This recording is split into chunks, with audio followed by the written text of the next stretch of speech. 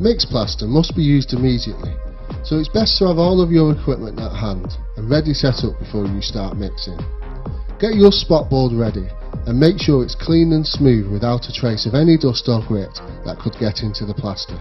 Also, make sure that you have a couple of buckets of fresh and clean water on hand, as we'll be using this for our plaster mix.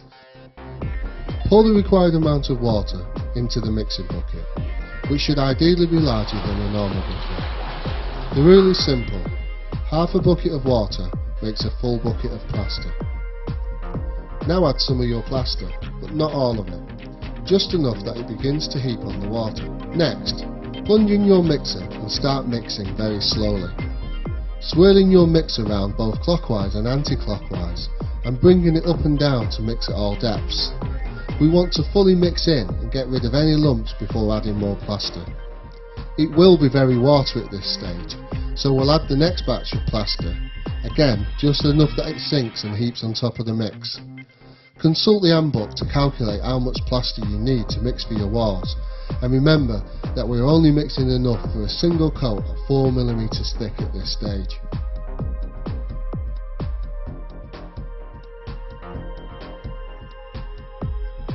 The consistency that we're after is a perfectly smooth yet thick and creamy texture. We'll need to keep on adding more plaster to achieve this, but do be careful that you don't add too much, as it's important that we only add plaster to water and not the other way around.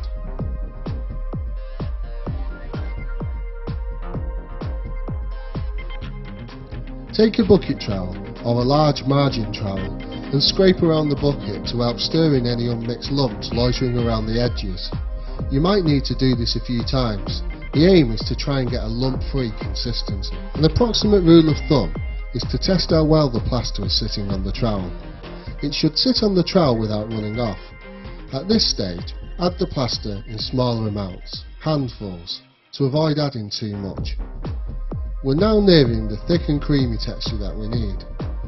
Too watery and you'll make a mess of the floor when applying the plaster. Too thick and you'll struggle to apply it, as it will be too hard to smear on the walls. Our mix is now complete, thick yet workable, fully smooth and lump free. Plaster is now good for around 30 minutes, so that's how long you've got to get your first coat of. Therefore, it's essential that you plan your job well and don't take on more than you can throw on in 30 minutes. Always take the time to clean your gear.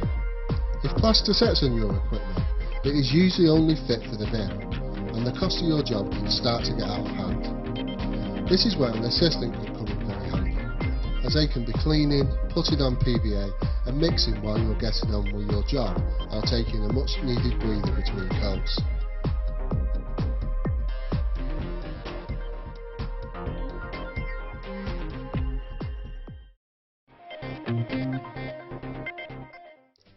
Flexible buckets stay cleaner because dried plaster can easily be banged off the sides, which also means that they last longer.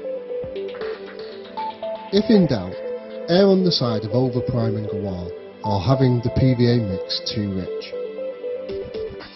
A little extra water will slightly retard the rate at which plaster goes off, giving you just a little more working time as a novice.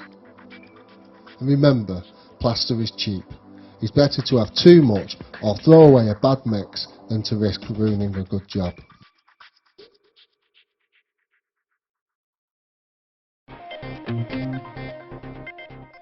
To recap, ensure that all of your tools and equipment are thoroughly clean. Use only clean and fresh water for mixing plaster. Always add plaster to water and not the reverse. Mix equal parts of plaster and water on a 50-50 basis. Mix plaster slowly and ensure that it is lump free. Mix until the plaster is smooth, thick and a creamy texture. And finally, use plaster immediately.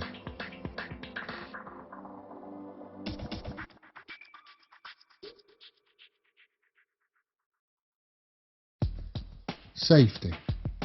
Take extra care when using any mains power tool near water. Avoid bringing the power tool into contact with the water and use a circuit breaker or battery powered mixing drill if you can. Protect your eyes from plaster and rinse them immediately if any contact is made. Avoid inhaling plaster dust and wear a mask if you suffer from asthma or have breathing difficulties.